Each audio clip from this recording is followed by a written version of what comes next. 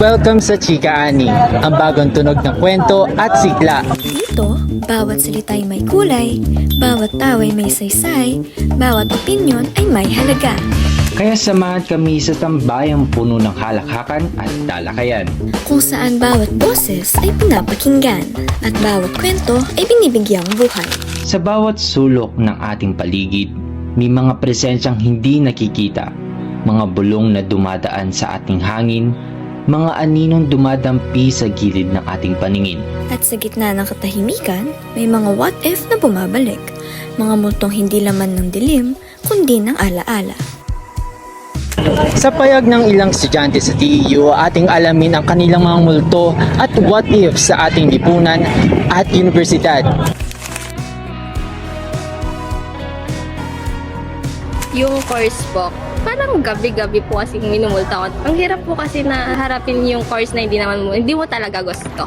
Bakit hindi mo nakuha yung chance na piliin yung gusto mong course? Lalo na po ang kalaban natin is financial. Ang isang multo ko pa dito sa TEU ay yung sa ACDA as videographer. Umalis ako sa ACDA dahil hindi kaya nung time, uwian din ako. So, nilet go ko po siya. Every time ba na nakikita mo yung nag-perform ng official members, natatandaan mo ba yung moment na yun na sana party din ako doon?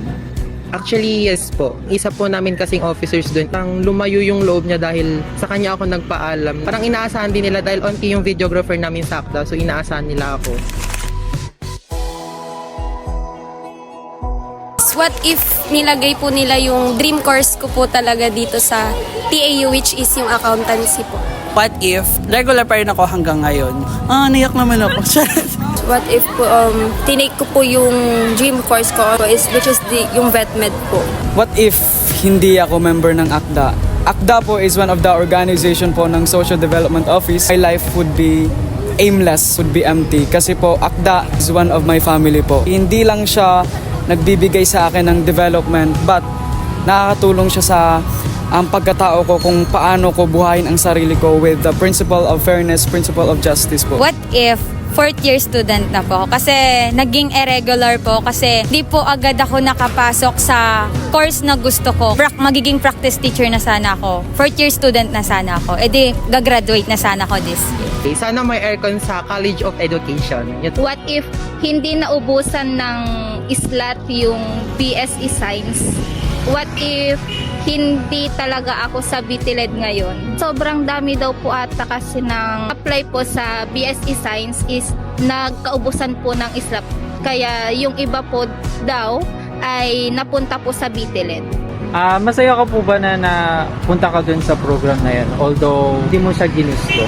Yes po, kasi yung strand ko po noong high school, nung senior high is may connect pa rin po siya sa course ko ngayon.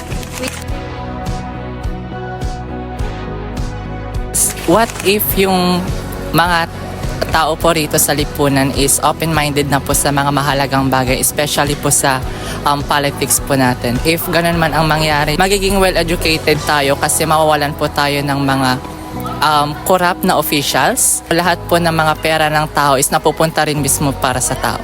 Siyempre, good governance. And sana wala na yung mga kurakot. Sana next election, kayo mga botante, bumoto kayo ng tama. Sana wala na yung mga taong mapangusga. Sobrang daming taong namamatay dahil sa mga taong judgmental. Kung ano-ano yung mga sinasabi, evident po siya ngayon sa social media platforms po natin na unting comment mo lang ng mga masasama, create a negative impact dun sa mismong tao. We must be digitally literate. Good governance po. Yung mga namumuno po sa government po natin is hindi po nila inaayos yung tungkulin po nila. So maraming mga tao yung nahihirapan.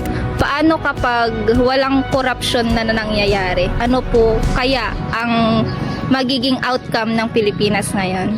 If ever man na si President Leni ang nanalo, ano kaya ang magiging outcome ng Pilipinas nito? At tandaan, dito sa Chika Ani, ang bawat kwento ay fresh, siksik ng chismis at balita, para updated tayo sa kwentuhan ng ating mga kachika Ani. Para mapanood ang buong video, maaari ninyong bisitahin ang aming official na YouTube page at TU The Golden Harvest.